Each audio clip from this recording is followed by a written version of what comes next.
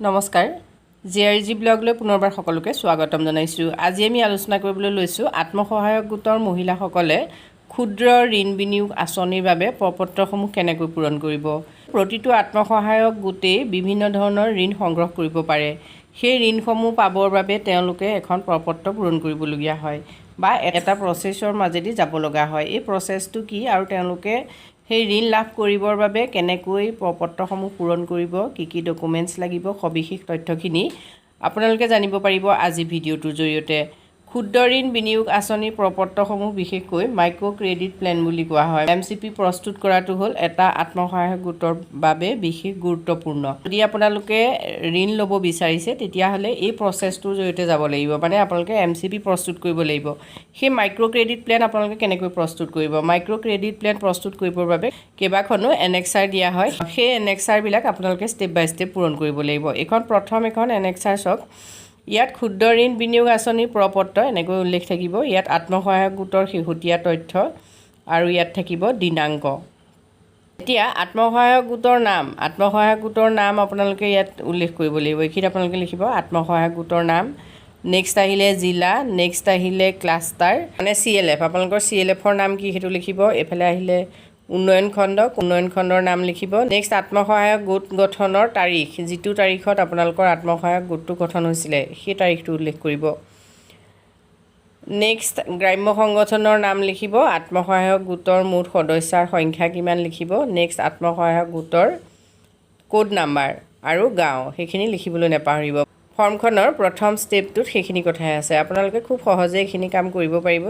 Next আহিলে সদস্যাৰ জাতিগত বিন্যাস। প্ৰতিটো SHGত কিমানগৰাকী সদস্যা আচলতে অনুসূচিত জাতিৰ আছে, অন্যান্য জাতিৰ পিছপৰা আছে বা সংখ্যালঘু আছে, এই কথাখিনি যথেষ্ট গুৰুত্বপূৰ্ণ হয়। অনুসূচিত জাতি, অন্যান্য পিছপৰা, সংখ্যালঘু আৰু সাধাৰণ বা অসংৰক্ষিত। এতিয়া এই যিখন টেবুল আপোনালোকে দেখিছে ইয়াত আপোনালোকে সেইখিনি উল্লেখ কৰিলেই হ'ব। নেক্সট আহিলে সভাৰ তাৰিখ, যিদিনাখন আপোনালোকৰ বৈঠকত এই সিদ্ধান্তটো লৈছে যে আপোনালোকে MCP প্ৰস্তুত কৰিব, আপোনালোকে ক্ষুদ্ৰ ঋণৰ বাবে আবেদন কৰিব। ক্ষুদ্ৰ ঋণৰ বাবে আবেদন কৰিবলৈ যোৱাৰ সেই সিদ্ধান্তটো আপোনালোকে যিদিনাখন লৈছে, যিখন সভাত লৈছে, সেই সভাৰ তাৰিখটো আপোনালোকে ইয়াত উল্লেখ কৰক। নেক্সট আহিলে সভা অনুষ্ঠিত কৰাৰ ব্যৱধান, আপোনালোকে কিমানটো ব্যৱধানত সভা অনুষ্ঠিত কৰিছে, সপ্তাহৰ মূৰত নে এমাহৰ মূৰত, সেইটো উল্লেখ কৰিব। নেক্সট সদস্যাৰ উপস্থিতিৰ হাৰ, আপোনালোকৰ সেই সভাখনত উপস্থিতিৰ হাৰটো কেনেকুৱা সেইটো আপোনালোকে উল্লেখ কৰক। নেক্সট আহিলে আত্মসহায়ক গোটৰ পুঁজিৰ বিৱৰণ। এতিয়া পুঁজিৰ বিৱৰণত চাওক, বিৱৰণ ক্ৰমিক নং এনেকৈ ইয়াত দেখিছে 1, 2, 3, 4 এনেকৈ দিয়া আছে। মুঠ সঞ্চয় আপোনালোকৰ কিমান আছে সেই সঞ্চয়টো আপোনালোকে ইয়াত উল্লেখ কৰক। ধৰি লওক আপোনালোকৰ যেনিবা 10,000 টকা সঞ্চয় আছে, তেতিয়াহ'লে আপোনালোকে এইটো ঘৰত 10,000 টকা লিখক।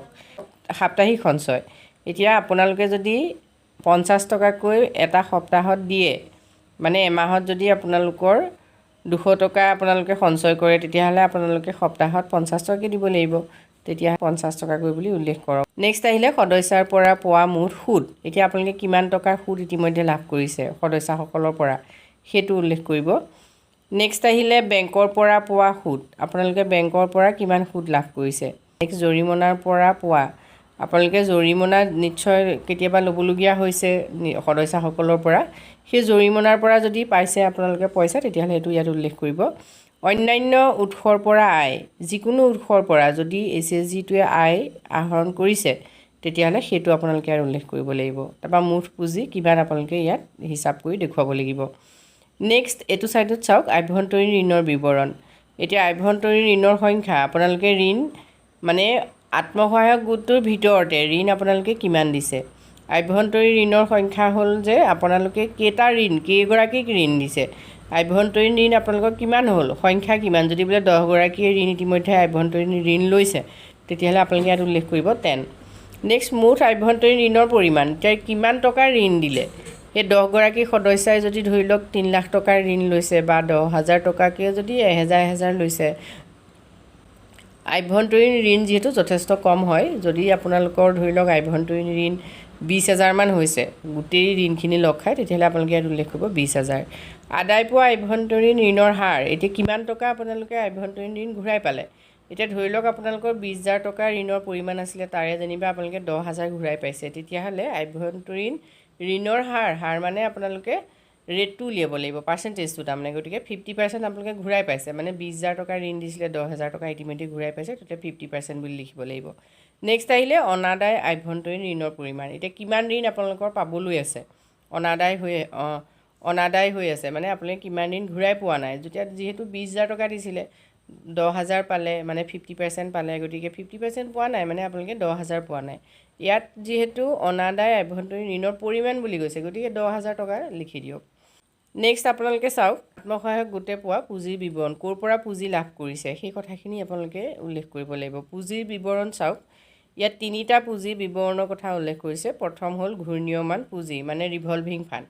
ৰিভলভিং ফাণ্ড যদি আপোনালোকে পালে, তেতিয়াহ'লে ইয়াত আপোনালোকে পোৱা টকাৰ পৰিমাণ উল্লেখ কৰক। কিমান টকাৰ ৰিভলভিং ফাণ্ড আপোনালোকে পাইছে, বোলে 15,000 টকা যিহেতু ৰিভলভিং ফাণ্ড পায়, তেতিয়াহ'লে 15,000 যদি পাইছে উল্লেখ কৰক। পৰিশোধ কৰা টকাৰ পৰিমাণ, এতিয়া ৰিভলভিং ফাণ্ডটো সাধাৰণতে পৰিশোধ কৰিবলগীয়া টকাৰ পৰিমাণ আৰু পৰিশোধ কৰা টকাৰ পৰিমাণ। যদি ৰিভলভিং ফাণ্ড আপোনালোকে ঘূৰাই দিবলগীয়া হৈছে, তেতিয়াহ'লে পৰিশোধ কৰা টকাৰ পৰিমাণ কিমান সেইটো উল্লেখ কৰক, আৰু পৰিশোধ কৰিবলগীয়া টকাৰ পৰিমাণ কিমান টকা ইতিমধ্যে পৰিশোধ কৰিবলৈ আছে সেইটো উল্লেখ কৰক। নেক্সটটো চাওক, ৰিভলভিং ফাণ্ড যিহেতু ঘূৰাই দিয়া নহয়, গতিকে আপোনালোকে সেইটো কথা অকণমান নেক্সট আহিলে বেংকৰ পৰা পোৱা ঋণ। এতিয়া যদি আপোনালোকে বেংকৰ পৰা ঋণ লৈছিলে, তেতিয়াহ'লে চাওক পোৱা টকাৰ পৰিমাণ কিমান। ধৰি লওক আপোনালোকে 1,10,000 টকা পাইছিলে, তেতিয়া পোৱা টকাৰ পৰিমাণত আপোনালোকে 1,10,000 টকা উল্লেখ কৰক।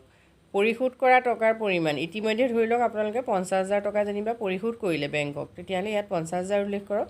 পৰিশোধ কৰিবলৈ থকা টকাৰ পৰিমাণ কিমান, এতিয়া 50,000 যিহেতু আপোনালোকে পৰিশোধ কৰিলে, তেতিয়াহ'লে থকাৰ পৰিমাণ কিমান হ'ব আপোনালোকৰ 60,000, তেতিয়াহ'লে ইয়াত 60,000 টকা উল্লেখ কৰক।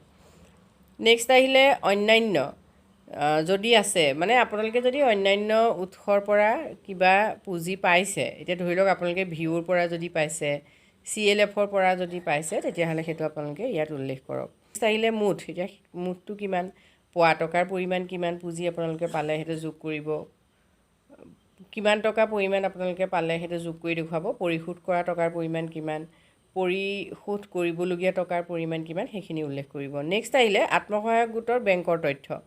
এতিয়া আপোনালোকৰ আত্মসহায়ক গোটটোৰ যিহেতু বেংকৰ সম্পূৰ্ণ তথ্য আপোনালোকে দিব লাগিব। এতিয়া বেংকৰ নাম উল্লেখ কৰিব, বেংকৰ শাখাৰ নাম, বেংক একাউণ্ট নম্বৰ আৰু বেংকত জমা থকা টকাৰ পৰিমাণ, এইখিনি আপোনালোকে বেংকৰ তথ্য দিব লাগিব। ইয়াৰ পাছত আত্মসহায়ক গোটৰ তথ্য লেখিকাৰ স্বাক্ষৰ। এতিয়া যিগৰাকী বুক কিপাৰ তেওঁ ইয়াত স্বাক্ষৰ কৰিব লাগিব। আত্মসহায়ক গোটৰ সম্পাদিকাৰ স্বাক্ষৰ, বুক কিপাৰৰ চিল নাথাকে, গতিকে চিলৰ কথা ইয়াত নাই, কিন্তু আত্মসহায়ক গোটৰ সম্পাদিকাৰ স্বাক্ষৰত চিল আছে, গতিকে ইয়াত চিল মাৰিব লাগিব, চিলসহ স্বাক্ষৰ কৰিব। আৰু আত্মসহায়ক গোটৰ সভানেত্ৰীৰ স্বাক্ষৰ আৰু চিল, গতিকে তেওঁ ইয়াত সভানেত্ৰীয়েও চিল আৰু স্বাক্ষৰ দিব লাগিব। ঠিক আছে, এইখন হ'ল এনেক্সাৰ 1। নেক্সট আপোনালোকে এনেকুৱা এখন ফৰ্ম পাব, এইখন এনেক্সাৰ 2। ইয়াতো আপোনালোকে ক্ষুদ্ৰ ঋণ বিনিয়োগ আঁচনি প্ৰপত্ৰ বুলি এনেকৈ উল্লেখ থাকিব। ইয়াত কি আছে চাওক, আত্মসহায়ক গোটৰ সদস্যসকলৰ শেহতীয়া আৰ্থসামাজিক স্থিতি, অৰ্থাৎ প্ৰতিগৰাকী সদস্যাৰে শেহতীয়া স্থিতি কেনেকুৱা সেই সম্পৰ্কত আপোনালোকে উল্লেখ কৰিব লাগিব। প্ৰথম আছে চাওক সদস্যাৰ নাম। এতিয়া 1 নম্বৰ আপোনালোকৰ সদস্যাৰ নাম লিখিব, তেখেতৰ স্বামী বা পিতাৰ নাম। এতিয়া যদি সদস্যগৰাকী বিবাহিত, তেতিয়াহ'লে স্বামীৰ নাম, যদি বিবাহিত নহয় তেতিয়াহ'লে দেউতাকৰ নাম। এতিয়া জাতি কি লিখিব, ধৰ্ম কি লিখিব, বয়স লিখিব, শিক্ষাগত অৰ্হতা, পৰিয়ালৰ মুঠ সদস্যাৰ সংখ্যা, মাটিকালি, তেওঁৰ ঘৰৰ মাটিকালি, নিজা মাটি আছে নাই, আধি মাটি কিমান, কৃষিভূমি কিমান, পৰিত্যক্ত মাটি আছে নেকি, ঘৰ কেঁচা নে পকা অৰ্ধকেঁচা। নেক্সট আহিলে শৌচালয় কেঁচা নে পকা, তাৰপিছতে হালোৱা গৰু আছে নাই, ক্ষীৰতী গাই, ম'হ, গাহৰি, ছাগলী, হাঁহ কুকুৰা পালন, মীন পালন আৰু অন্যান্য যদি আছে, মানে এইখিনিৰ ভিতৰত যিখিনি আছে। এতিয়া ক্ষীৰতী গাই কাৰোবাৰ ঘৰত নাই, আপোনালোকে সেইটোতো লিখিব নোৱাৰে, গতিকে সেইটো আপোনালোকে কি কৰিব, সেইটোত আপোনালোকে একো উল্লেখ কৰিব নালাগে বা কটা চিন দি থ'লেও হ'ব। এতিয়া চাওক প্ৰতিগৰাকী সদস্যাৰ প্ৰথম 1 নম্বৰ আপোনালোকে ইয়াত সদস্যগৰাকীৰ নাম লিখি সেইখিনি উল্লেখ কৰিব লাগিব। ঠিক তেনেকৈ 2 নম্বৰ সদস্যগৰাকীৰ নাম লিখি পেলাই আপোনালোকে ইয়াত তেনেকৈ এইখিনি গোটেইখিনি পূৰাব লাগিব। মানে যাৰ যি আছে, কাৰোবাৰ এতিয়া নিজা মাটি আছে, কাৰোবাৰ আধি মাটি আছে এটচেট্ৰা, এনেকুৱা কথাখিনি আপোনালোকে উল্লেখ কৰিব লাগিব।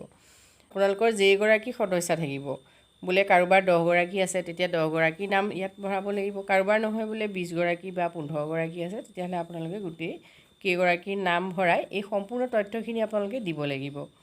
নেক্সট আপোনালোকে এনেক্সাৰ 3খন চাওক, এনেকুৱা এখন ফৰ্ম আকৌ পাব।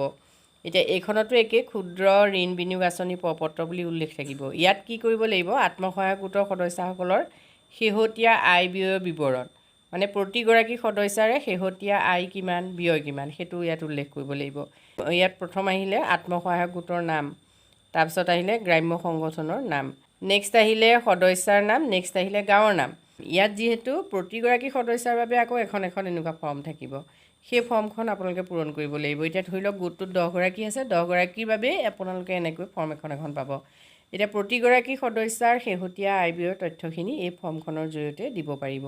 ইয়াত চাওক আয়ৰ বিৱৰণ এইখিনি আপোনালোকে দিব লাগিব, মানে আয় আপোনালোকে ক'ৰ পৰা পাইছে, কি কি কৰি আয় পাইছে সেইখিনি লিখক। 1, 2, 3 এনেকৈ ষ্টেপ বাই ষ্টেপ লিখিব পাৰিব।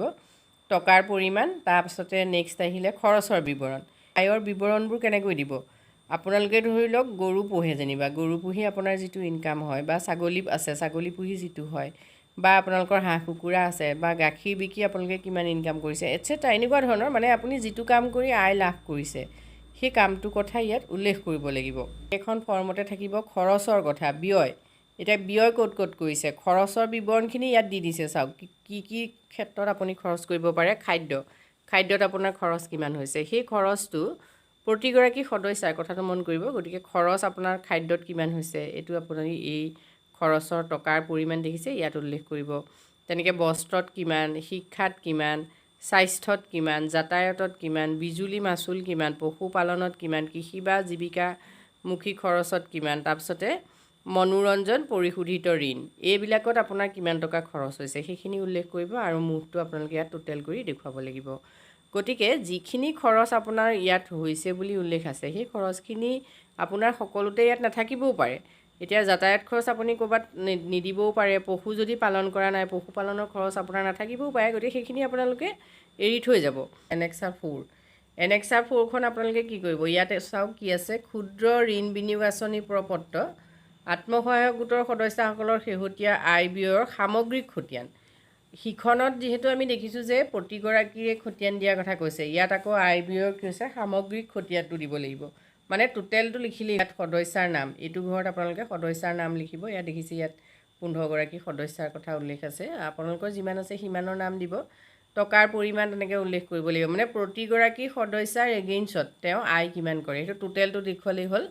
আৰু এইফালে তেওঁ খৰচ কিমান, সেই টোটেলটো আপোনালোকে যিহেতু প্ৰতিগৰাকী সদস্যাৰ আয় ব্যয় কিমান হয়, টোটেলটো যিহেতু ইয়াৰ আগৰ যিখন এনেক্সাৰ 3 আছিলে তাত উল্লেখ থাকিব, প্ৰতিগৰাকী সদস্যাৰ বাবে যিহেতু এনেক্সাৰ 3ত সেইখিনি উলিয়াই থ'ব আপোনালোকে, সেইখিনি টোটেলখিনি আপোনালোকে ইয়াত আকৌ ভৰাই দিয়ক। নেক্সট আপোনালোকে আৰু এখন এনেক্সাৰ পাব, এখন 5 নম্বৰ এনেক্সাৰ।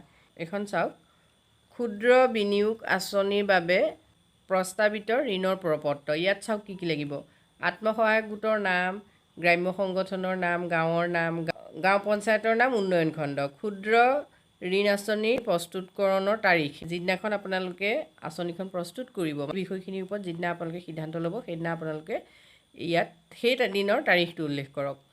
নেক্সট আহিলে আত্মসহায়ক গোটৰ তথ্য, স্থিতি ইয়াত আছে নাই এনেকৈ উল্লেখ কৰিলেই হ'ল। প্ৰতিগৰাকী সদস্যাৰ আৰ্থ-সামাজিক তথ্য, প্ৰতিগৰাকী সদস্যাৰ আয় ব্যয়ৰ বিৱৰণ।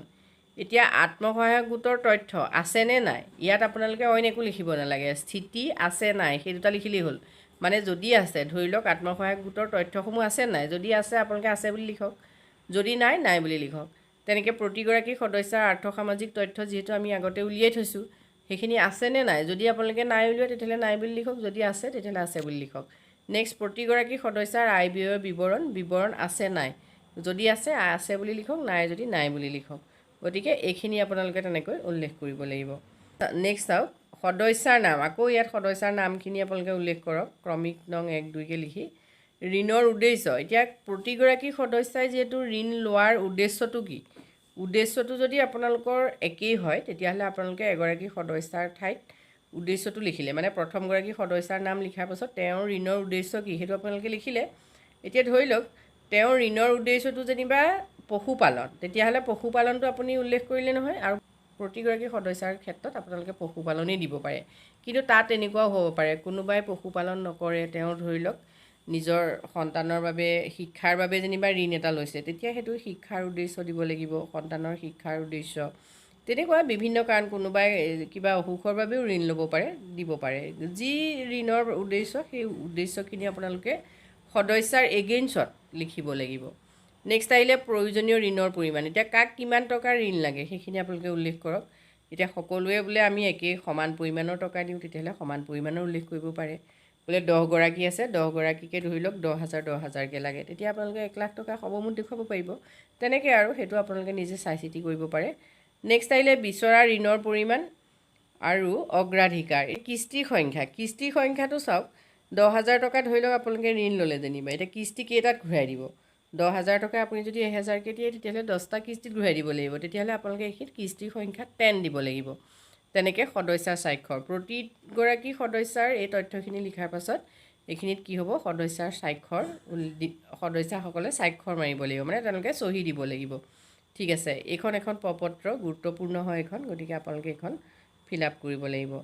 নেক্সট আহিলে যুটীয়া কাৰ্যকলাপ যদি আছে, যদি যুটীয়াকৈ কৰে তেতিয়াহ'লে আপোনালোকে তলত এই উল্লেখ কৰিব লাগিব। মানে সকলোৱে যদি কামটো এটা কামেই কৰে, যুটীয়াকৈ কৰাৰ কথা ভাবিছে, তেতিয়াহ'লে তলত আপোনালোকে উল্লেখ কৰিলেই হ'ল। ঠিক আছে, এইখন হ'ল আপোনালোকৰ 5 নম্বৰ ফৰ্মেট।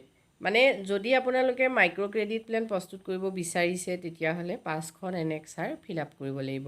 এইখিনি যথেষ্ট সহজ হয়, যদিও এটা দীঘলীয়া কাৰবাৰ, কিন্তু ষ্টেপ বাই ষ্টেপ কামখিনি কৰিলে যথেষ্ট ইজি হয়।